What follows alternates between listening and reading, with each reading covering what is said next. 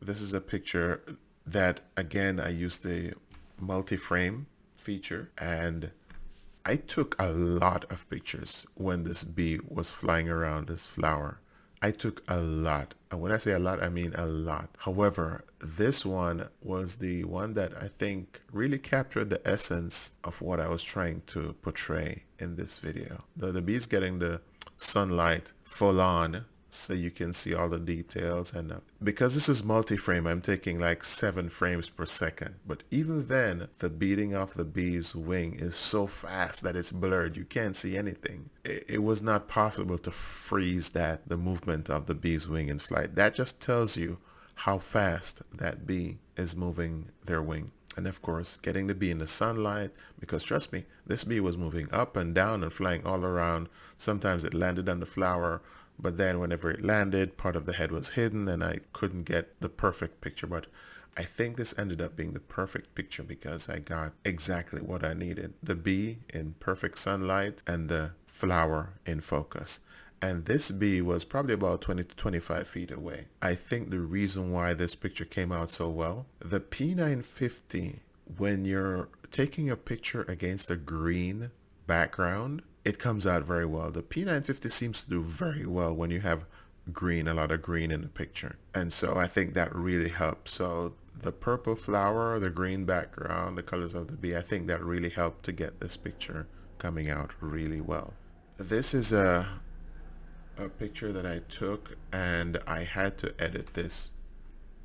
And the reason why I edited this is that I wanted to see more details in the bird. I didn't care much about the sky, so what I did using the editing software that comes with Windows, I was able to bring up the lighting. And as I bring up the lighting, you can see, like on the wing here, you cannot see any detail on the wing because this part is just black. And if you bring that up, see all the details coming out. And then we go down here, we bring up the color just to compensate for the brightness. And, we could, improve the clarity. So there we go. And that was the end result that I ended up using in the video.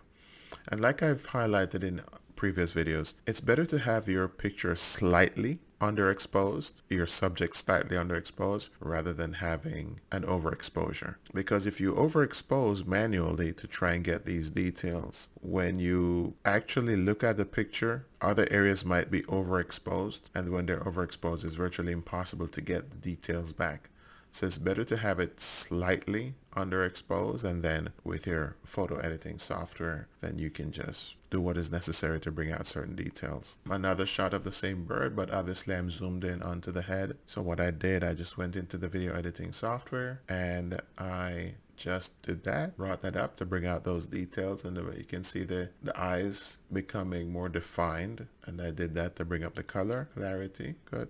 You have a good picture. Yeah, so especially when you're working with a dark background, the best thing is to just take as good a picture as you can using the auto settings, and then in your picture editing software you can bring out the details. We don't want any overexposure because that you definitely will not be able to recover from. This is a very sad picture because, as you can see, what I wanted to highlight in this picture is the plastic bag that's sitting at the bottom of the lake. And I'm not sure what these things are floating on top, but hopefully it's not pollution or contamination. However, it is very sad to see how people go to a nature center and they take sandwiches and they're just not careful, and these things get blown into the water. In order to get the clarity on this picture, what I did was I used the polarizing filter. In fact, in many of my pictures, I probably took them with the polarizing filter because rather than having to go through the trouble of screwing in and unscrewing each time, I just left it on and I twisted it as needed. So polarizing filter does come in very handy when you're taking pictures of the water's surface.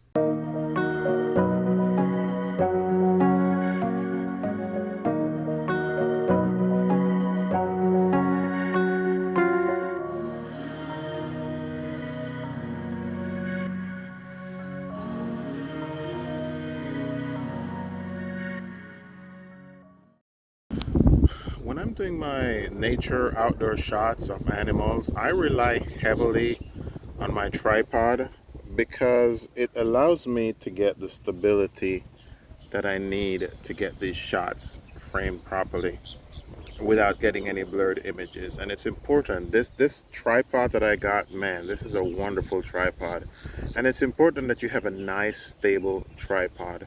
Now here I have the tripod, this ball is tightened just enough to prevent the camera from moving on its own, but not too much that I can't move it. So you should always have this groove right here facing towards the back, and basically what this will allow you to do is to tilt the camera like 90 degrees, so you can even point the camera all the way up if you want to, and then you can also tilt it back over if needed. And of course, you avoid, if you set the tension correctly, then you don't have to tighten and retighten each time. Remember, just enough force to prevent it from moving on its own, but not so tight that you can't move it with one hand. In this regard, you should not be loosening this wheel to swivel the camera from side to side. I try to restrict this to vertical movements only. To move the camera from side to side, you need to be able to twist it like that. Right? And then if you want to lock it in place, just tighten this. Just tighten this right here, this wheel right here. And that will prevent it from going from side to side now. This leg right here can be unscrewed from the tripod. So you turn this to the left until it unscrews completely. Now once it's unscrewed, you will see that it has the threading for you to put a base in, just to hold your camera. So if you just need stability, you can use this as a monopod. I tend not to do that. What I do is that I use the entire tripod and I extend this leg only, so that in case I need to get the stability of all three legs, or get my remote to fire off a shot, I can do that.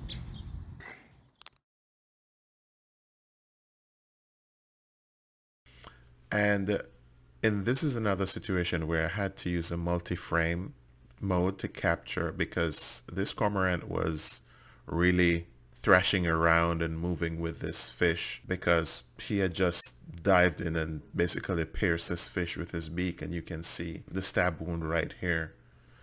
And this picture I did not edit because from my perspective I think it captured perfectly what I saw through my eyes, so I left it without any edits. And there were a sequence of photos. I took many photos using the multi-frame, and again I did not edit this photo because it showed exactly how the cormorant was struggling. And I think one of the main reasons why I didn't have to edit this photo is the fact that the polarizing filter allowed me to get rid of any excess reflection, and so the shadows and everything that we see here were just perfect to capture this image. And of course in the next sequence, this is probably the best picture of the lot. Here you can see the cormorant. He's about to toss the fish in the air and then catch it head first. It's amazing to see how these birds will always swallow their prey head first. And there's a logical reason for that. Let's go back to this other picture. You see these spikes on the fish's fin?